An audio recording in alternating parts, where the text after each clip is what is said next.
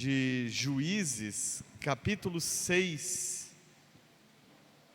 Eu quero discorrer um pouquinho sobre esse tema tão importante de conhecer Deus. Muito mais do que um tema, é vivenciar o relacionamento com Deus. Juízes capítulo 6, do 12 ao 17.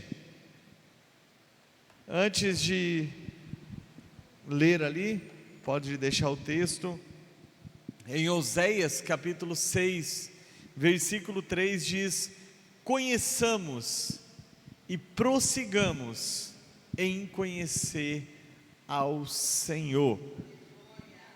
Esse texto ele revela que nós podemos conhecer e nós devemos prosseguir em conhecer. E eu creio que nós teremos uma eternidade inteira para conhecer muito mais a fundo, muito mais pessoal. Só que aqui em vida ainda nós podemos e devemos começar esse relacionamento com Ele. E aí diz: conheçamos e prossigamos em conhecer.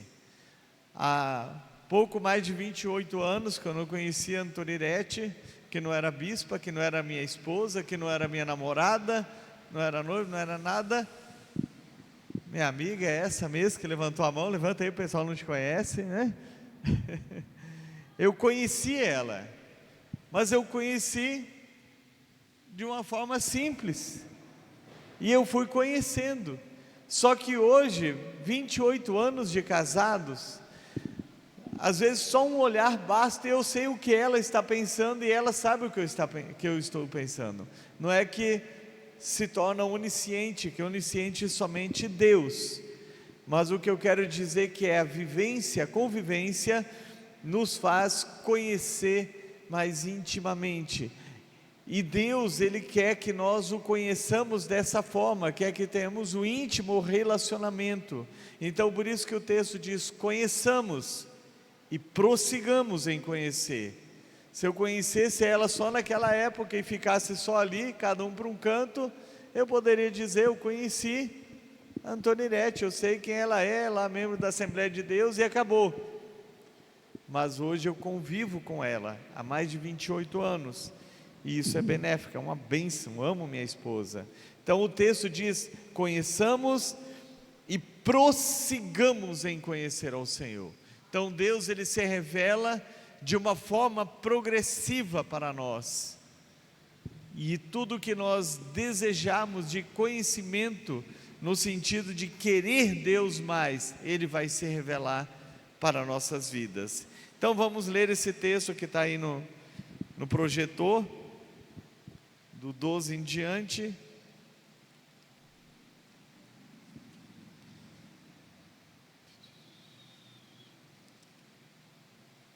Então o anjo do Senhor lhe apareceu e lhe disse: o Senhor está com você, homem valente. Gideão respondeu: meu Senhor, se o Senhor Deus está conosco, por que nos aconteceu tudo isto? E onde estão as maravilhas que nossos pais nos contaram? Eles disseram: o Senhor nos tirou do Egito, porém agora o Senhor nos abandonou e nos entregou nas mãos dos midianitas. Então o anjo do Senhor se virou para Gideão e lhe disse: vá nessa força que você tem e livre Israel das mãos dos midianitas. Não é verdade que eu estou enviando você? Gideão respondeu: meu Senhor, como livrarei Israel? Eis que a minha família é a mais pobre em Manassés, e sou o menor na casa de meu pai. Mas o Senhor disse: já que eu estou ao seu lado, você derrotará os midianitas como se fosse um só homem. Gideão respondeu: se de fato encontrei favor aos teus olhos, dá-me um sinal de que és tu, Senhor, que estás falando comigo. Amém. Só até aqui. Eu vou discorrer muitos textos aqui, muitas coisas, se ficássemos lendo todo ele, se tornaria um pouco enfadonho, então é melhor nós citarmos o texto bíblico. Eu falei que Deus, ele se dá a conhecer, e nós devemos prosseguir em conhecer, mas existe um meio de você conhecer Deus, e Ele quer se revelar dessa forma, que é ter experiência pessoal com Ele. Deus deseja, Deus anseia até que todos nós tenhamos experiências com Ele. Tem pessoas que conhecem Deus apenas de ouvir falar, e nada mais do que isso. Só que Deus quer que nós tenhamos experiências. Aqui no versículo 13, nós encontramos uma palavra que Gideão deu para Deus ali. Gideão respondeu: meu Senhor, se o Senhor está conosco, por que nos aconteceu tudo isto? E onde estão as maravilhas que nossos pais nos contaram? Eles disseram: o Senhor nos tirou do Egito, porém agora o Senhor nos abandonou e nos entregou nas mãos dos midianitas. Quando Deus apareceu para Gideão, dizendo que estava com ele, que era com ele, Gideão conhecia Deus apenas de ouvir falar. Até então ele não tinha tido uma experiência com Deus, porque ele disse: olha, se o Senhor está conosco, aonde estão as maravilhas que nossos pais nos contaram? Ele ouvia falar, ele disse: nos tirou do Egito. Com certeza ele conhecia toda a história do povo de Israel, de como foram sustentados durante 40 anos do deserto. Caía pão do céu, que era o maná que eles ajuntavam de manhã, abriu água da rocha, vinham bandos de codorna para eles se alimentarem. Uma geração de 40 anos que andou sem desgastar o sapato, sem desgastar a roupa, nada.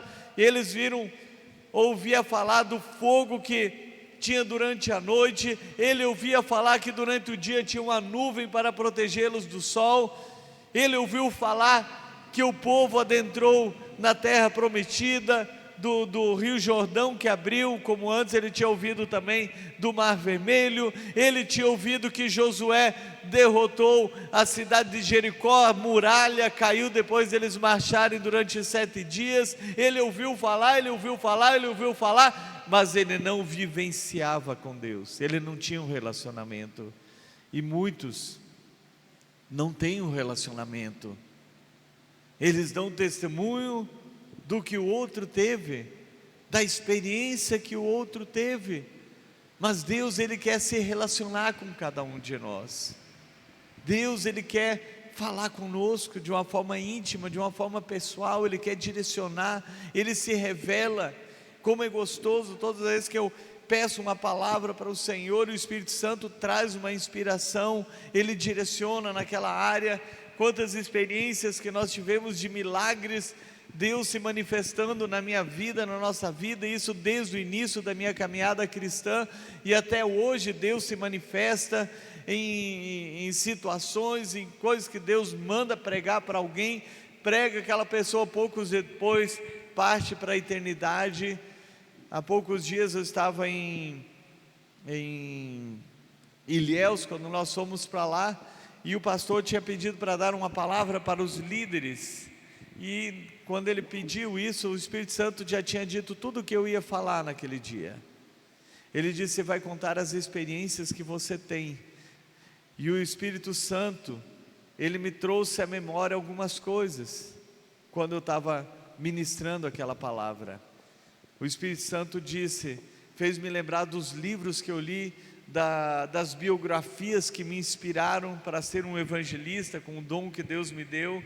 E o Espírito Santo disse para mim: um dia você foi inspirado, hoje eu estou te usando para ser inspiração para outros fazer aquilo que você está fazendo.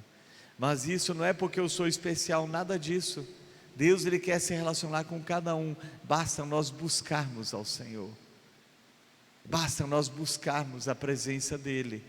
Gideão, ele tinha experiência só de ouvir falar. Mas a partir daquele dia, Gideão começou a ter experiência. A primeira dela foi essa, o próprio Deus. Aqui diz o anjo do Senhor, anjo está com A maiúscula, foi o próprio Deus, porque nós entendemos isso, que foi uma cristofania.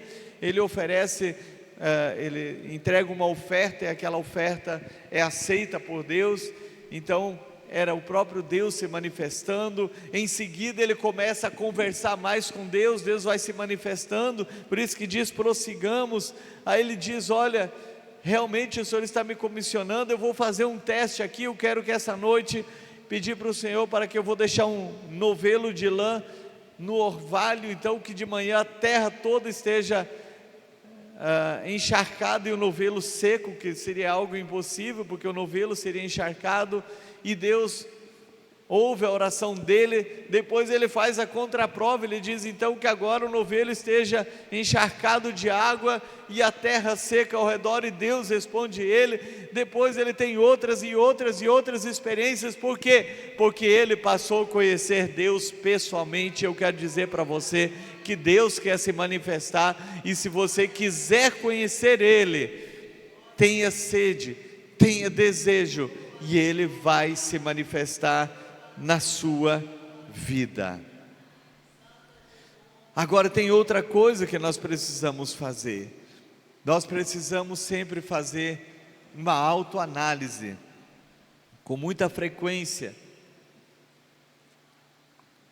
A palavra nos diz para nós nos analisarmos, porque Gideão, agora voltando, ele começou a ter experiências com Deus, mas um dos questionamentos que Gideão teve sobre Deus não se manifestar na geração dele, porque há 8 anos, eles estavam sendo, 7 anos estavam sendo oprimidos pelos midianitas, mas há mais tempo eles haviam abandonado Deus. Ele faz um questionamento: se o Senhor é conosco, onde estão as maravilhas, e por que estamos sendo oprimidos pelos midianitas? Os midianitas, quando nós lemos o texto aqui, Gideão estava malhando trigo no lagar, no local de pisar uva, era totalmente distante. Por que ele fazia isso? Por sabedoria, até porque ele sabia que se chegasse aquele bando de midianita, eles iam olhar na eira: você pisou trigo aqui, pilou trigo, aonde que está que nós vamos levar? Então ele levou escondido. Por quê? Porque os midianitas vinham e saqueavam tudo que eles tinham, deixavam na miséria. Agora veja por que isso aconteceu. Coloque aí o primeiro versículo do capítulo 6, por favor. Primeiro e segundo e terceiro. Os filhos de Israel fizeram o que era mal aos olhos do Senhor, e por isso o Senhor os entregou nas mãos dos midianitas durante 7 anos. Os midianitas prevaleceram contra Israel, e por causa dos midianitas, os filhos de Israel fizeram para si as covas que estão nos montes, as cavernas e as fortificações, porque cada vez que os israelitas semeavam, os midianitas, os amalequitas e os povos do Oriente os atacavam. Aqui diz por que aconteceu aquilo: porque eles fizeram o que é mal aos olhos do Senhor.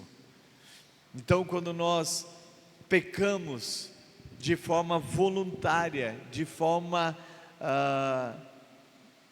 que nós sabemos que estamos cometendo aquilo, nós estamos tratando a graça de Deus de forma leviana.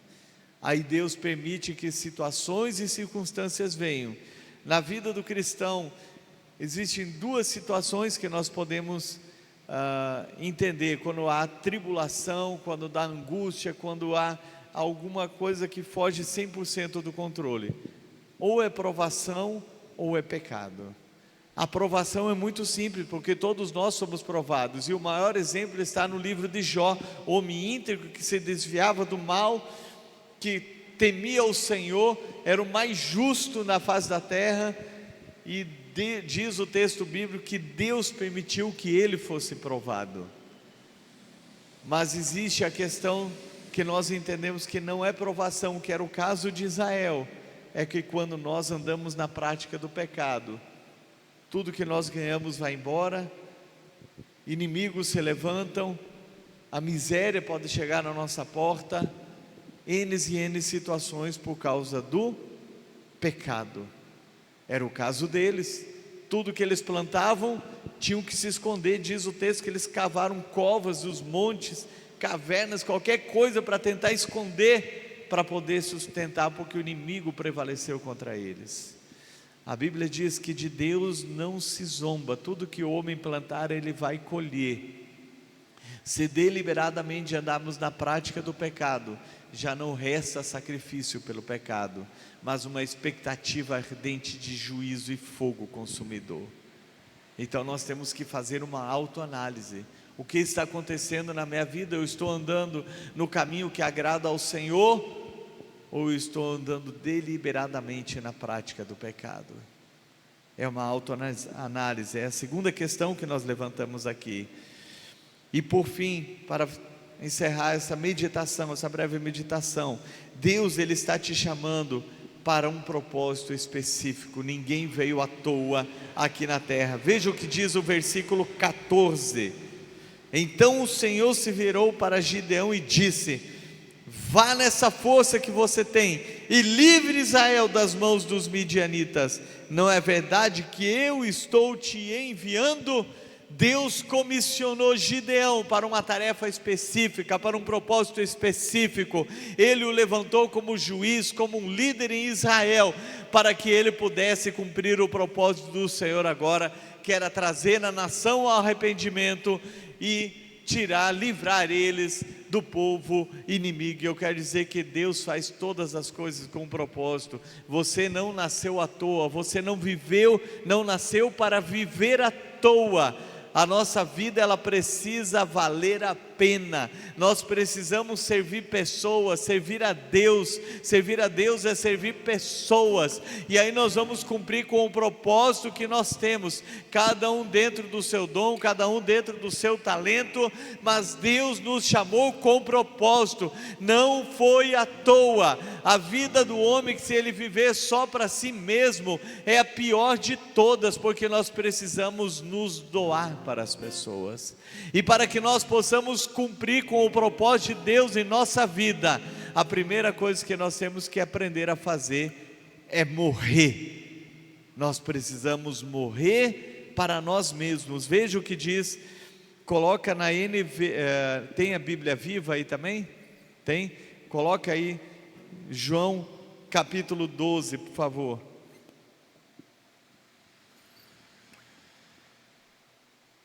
João capítulo 12, versos 24 e 25.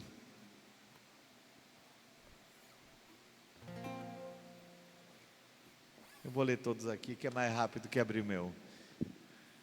Eu afirmo a vocês que se um grão de trigo não cair na terra e não morrer, ficará ele uma semente isolada.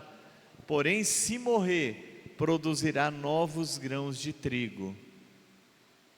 Aquele que amar a sua vida a perderá, mas aquele que desprezar a sua vida neste mundo ganhará para sempre a vida eterna. Tem a outra, essa é a Nova Bíblia Viva, mas tem a Bíblia Viva que diz que nós precisamos ser sementes para morrer para nós mesmos e vivermos para Deus.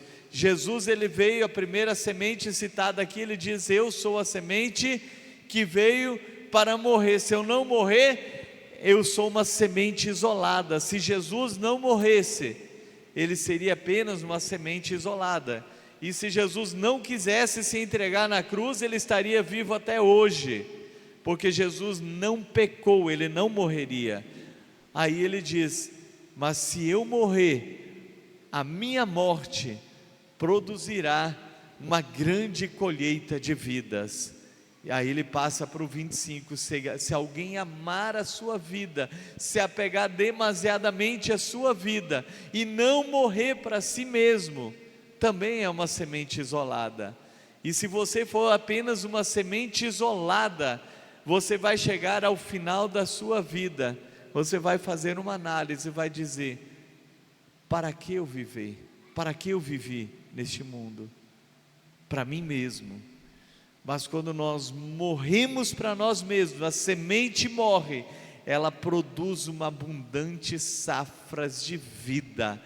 Nós precisamos cumprir com o propósito de Deus, e esse propósito é servir pessoas, e para servir pessoas, nós precisamos morrer para a vontade própria. Isso não quer dizer que nós somos infelizes, pelo contrário, quando você vê uma vida transformada, alguém que você se doou, e essa pessoa está transformada, você diz: valeu a pena me doar. O problema é que tem muito cristão frustrado da vida, porque nunca morreu para si mesmo. E se você não quer ser um cristão frustrado da vida, aprenda a morrer para você mesmo. Nós precisamos aprender a deixar a semente morrer, para que então venha produzir inúmeras vidas para o Senhor. Conheça Deus, porque Ele quer se dar a conhecer. Faça uma autoanálise, morra para si mesmo e viva o propósito que Deus tem para você. Vamos louvar ao Senhor enquanto você reflete. Amém. Vamos nos colocar de pé, irmãos.